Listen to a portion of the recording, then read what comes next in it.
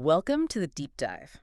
Okay, today we're getting into something, well, pretty intense. If you followed New York hip hop, especially around the late 2000s, Harlem specifically, Oh, yeah. then you definitely know the names Jim Jones and Max B. What looked like a solid mentorship, Dipset founder, Bird Gang leader Jim Jones, taking this super talented melodic guy, Max B, under his wing. Like the wavy sound. Exactly. It imploded. And it led to one of the longest, maybe one of the most vicious beefs in modern rap for a decade. And look, when we talk about this, we're not just looking at like a couple of diss tracks back and forth. That's not the mission here. No. We're digging into why this specific feud got so deeply toxic. It's this really nasty mix you find of alleged contract betrayal, serious legal desperation, and these incredibly personal attacks. And it's been simmering really for over 10 years, right up to now, with Max B potentially getting released, November 2025? Yeah, the timing is crucial. So Jones, the capo, Bird Gang exec, Dipset legend, he brings in Max B, Max Bigavelli. Max had this unique sound, super melodic, catchy, and people called it wavy. Absolutely distinctive. It felt like a perfect match, right? But that professional setup, it soured almost immediately, and the fallout poisoned everything for years. And when you break it down, looking at the sources, it really rests on three sort of pillars of conflict. You've got, first, the whole business side, the alleged creative exploitation, the bad contract stuff. Second, this huge, really controversial point about Max B's publishing rights, signed over when he was in deep legal trouble. Right, the leverage point. Exactly. And third, maybe the most damaging, the personal attacks, specifically targeting Jim Jones's fiancée, Chrissy Lampkin. That took it somewhere else entirely. Let's start with the business side, the contracts and creative stuff, because that seems to be where the initial resentment really started building. Max signed with Bird Gang, but he very quickly started saying, hey, I'm getting ripped off here. It wasn't just that the pay was bad. He felt like he was basically railroaded into a terrible deal. Yeah, and crucially, he felt his actual creative work wasn't being acknowledged or paid for. He left Bird Gang around 2008, but the damage was done. And we're not talking about like a throwaway line here or there. No, not at all. Max B's claims were substantial. He alleged he was writing numerous hooks, full verses, crafting the whole melodic feel for a lot of Jones's tracks at the time. Wow. He felt his sound, his wave, was making Jones successful, but he wasn't getting the credit or the compensation. That lack of recognition, that's really the first major friction point you see. Okay, so that's simmering. That alone is bad enough, could lead to lawsuits, whatever. But then disaster strikes Max B personally. Right, big time. He gets arrested in 2006. Serious charges, armed robbery, murder conspiracy, and the bail. It was set insanely high. Yeah, reports range from, $1.5 million up to maybe $2 million? Astronomical. He was in a desperate spot. Facing potentially decades in prison. And this desperation, this is where the feud really ignites in a way that feels almost unforgivable to Max B's side. They allege that Jones saw this legal nightmare not as a crisis for his artists, but as leverage. The claim is that Jones basically convinced Max, while Max is facing this mountain of charges and bail, to sign over all of his publishing rights. All of them, like his entire future earnings from his music. That's the allegation, the ownership of his catalog, everything he'd written or would write under that deal in exchange for help with the bail money. Context is everything there, right? If that's part of a normal negotiation, maybe it's just business. But when someone's facing 75 years and needs $2 million... It completely changes the perception. It shifts from a business dispute to, frankly, a moral one in a lot of people's eyes. It looked like exploitation of someone at their absolute weakest moment. So that becomes the core grievance beyond the initial money stuff. Absolutely. But importantly for Max B, the legal system did step in eventually. In 2010, a judge in New York actually ruled in Max's favor, ordered that those publishing rights be returned to him. So legally, that specific issue was resolved back then. Right. That primary financial fight had a legal endpoint.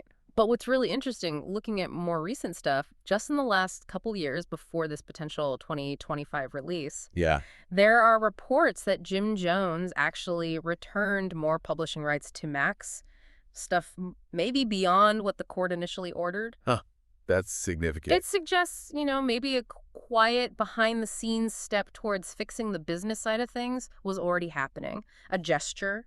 That's a crucial detail, actually, because that kind of quiet gesture on the business end, it stands in such stark contrast to how public and vicious the other side of the feud got. Right. The financial stuff was toxic, got legally messy, but maybe saw some resolution. The personal attacks, though, that seemed to break things in a different way. Completely different level. So, okay, the business side simmers down, legally anyway.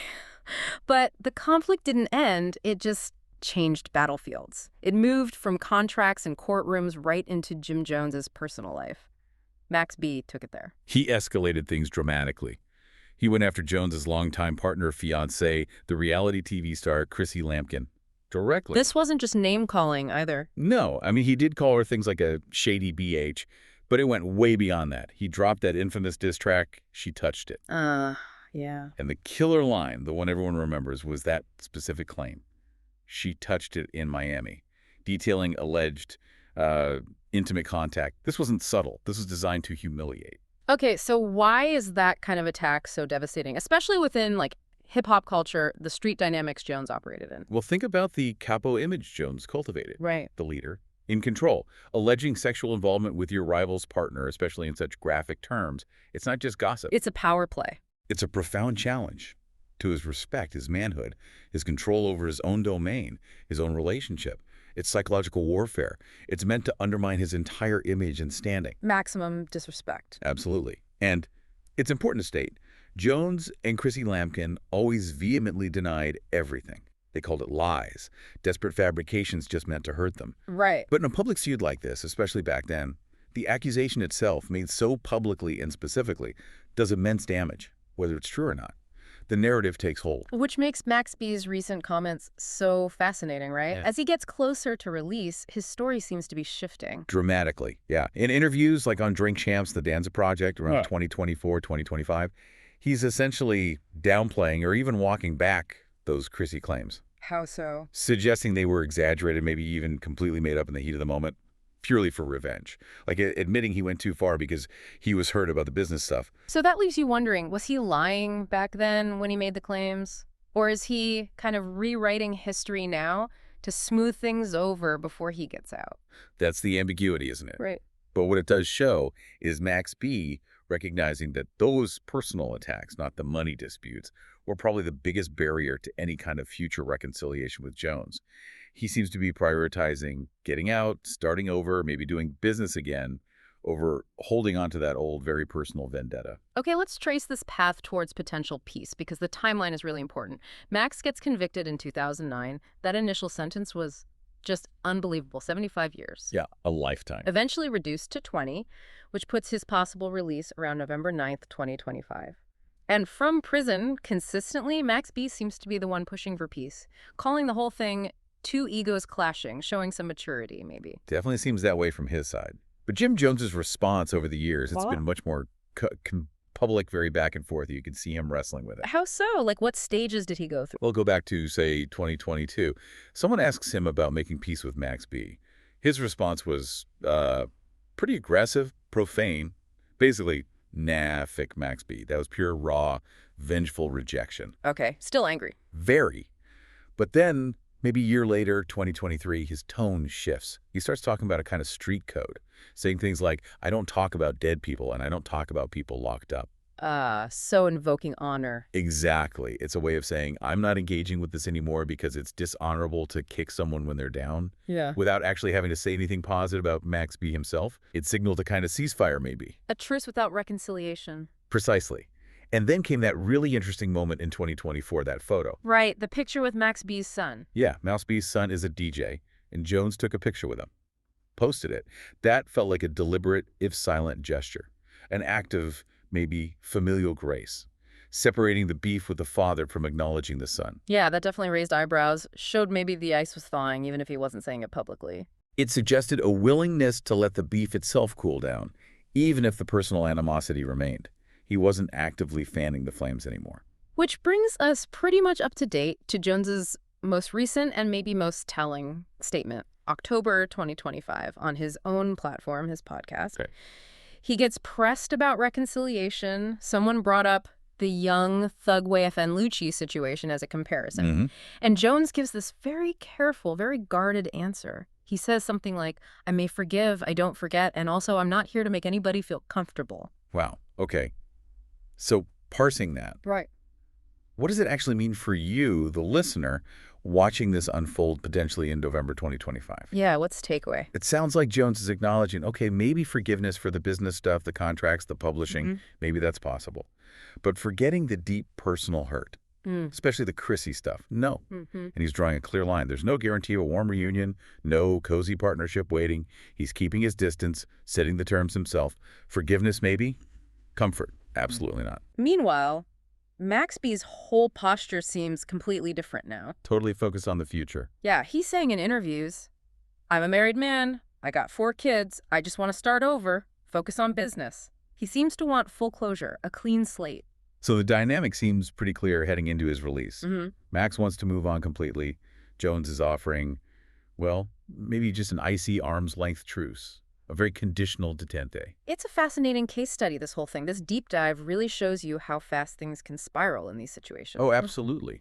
You see a serious, but, ultimately maybe solvable business issue, publishing rights, contracts, money. Yeah. And then you layer on ego, disrespect, perceived betrayal, and boom, it explodes into this deeply personal, almost irreparable conflict, that humiliation factor driven by the Chrissy allegations that seem to inflict a much deeper, longer-lasting wound than any of the money arguments. And the cost is just immense when you look back. Maxby lost, over 15 years of his prime career, his freedom? Huge loss. And Jones, despite his success, had to endure years of public humiliation and attacks on his personal life, his relationship.